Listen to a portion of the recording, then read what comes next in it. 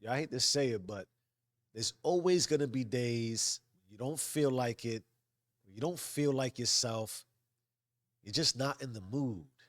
And maybe you're feeling that way right now more consciously than you realize, which is wonderful, as I believe I've been called to help you through that. So let's talk.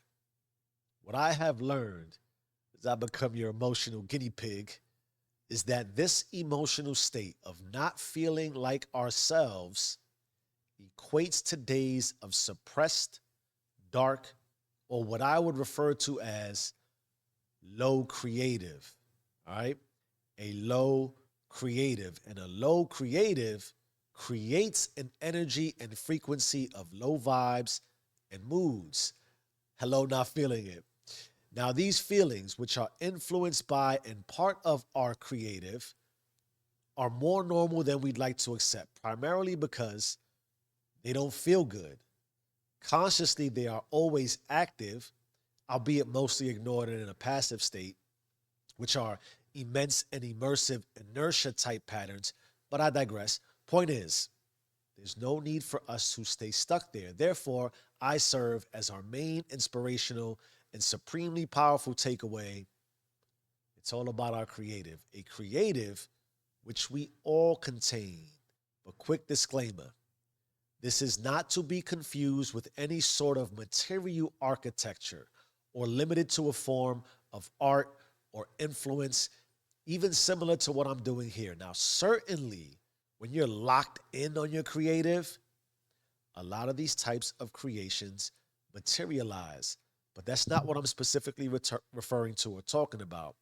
Rather, creative, which stems from create and has its roots in the Latin word creare, simply put, is to form out of nothing, additionally defined as to bring into existence something new. Expounding on this rule, the something new doesn't have to be never before seen by anyone, including you. It's more like never having been seen by anyone as you. Cue the cliche clue, including you. Let me explain. My creative brethren, we are all artists. And before I fully elaborate on the power of this argument, realize that creative artistry is our gift, which, when adrift, quickly becomes our curse. For an artist, chasing another's bliss merely imitates creation, which is a lot of the trauma that our world is engaging in, mainly competitive coveting, envy, and greed. That artist, imitative in nature, suppresses their unique artistry and creative and will be subjected and submit to recurring emotional and reality experiences of not feeling like themselves. Because most of us who are in these scenarios likely find ourselves feeling this way more and more often, which only serves to perpetuate the low vibe and frequency experience, leaving us again in imitative delirium. That ain't going away, big dog. But here's the plug.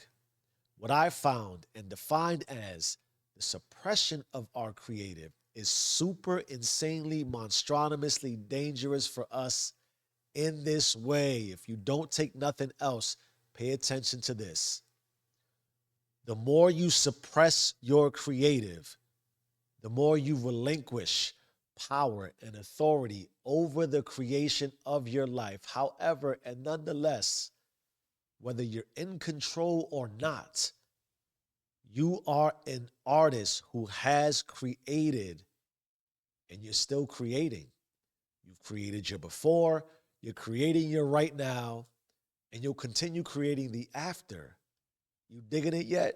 Because what this means is the perpetuated emotional state of not feeling like it or not feeling like ourselves or not being in the mood, I believe, is due to having lost or having yet to discover, or even worse, having given up on our creative energy, the creative energy that gives you life, that gives you hope, that gives you purpose. It is our will.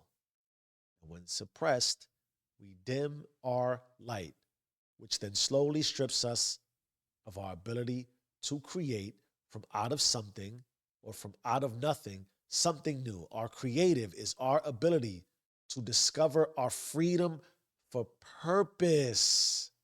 Without it, it leaves us to adhere to a purposeless and ambiguous set of rules that strip our creative senses. Let us break apart the message further. It is of extreme importance that we dispense and delineate with what the creative isn't, because peep how the complexity of imitation is paradoxically debilitating. Creative is native and easily reflected in that we all see obvious success and richness, the acquiring of substantial assets that clearly indicate a cultural rite of passage. And we can all taste what that would taste like, and we would all sign up to eat from that plate. And this is also absolutely a driving force for forwardness. But beware, as those are remnants of it. That is the aftertaste. It's like watching a movie starting from the end. That is not the unique creative you need. And if not careful, that is what breeds greedy imitation. Not saying you should have limitations, but it's more like this. You know you have a creative? You know how you know when you are in touch with your creative? You ever see something done by someone that absolutely lights you up on the inside? Like, are you ever inspired by a story of some sort of perseverance, witness in awe as someone overcomes adversity, despite the mercenaries, curse canaries, now revered as some sort of a dignitary? You know, the rewinding of the story from the riches to the rags, seeing the ending of the movie before it starts, but still sitting through the adventure, the passion, the path, the swag, the fairy tale existence, the unveiling of the mask. You ever hear someone speak belief? You ever see someone leave the streets to fight for the grief to not live for cheap, asleep? The feeling you get as that someone rises from their seat that makes you glide off your feet. You ever see what's underneath? When you see these scenes, these serene screams of peace, preaching for their release, you feel the urge right now to flip it all upside down, be the bird, not the clown. You hear the words that are coming out of my mouth. This and all of that is the creative you seek. So never come at you again with anything weak. Your creative is the beast that you must learn to unleash. Who cares what it feels like? We all burn anyway. Change your mind, change your life. I am who I say I am. Do you and stay rich.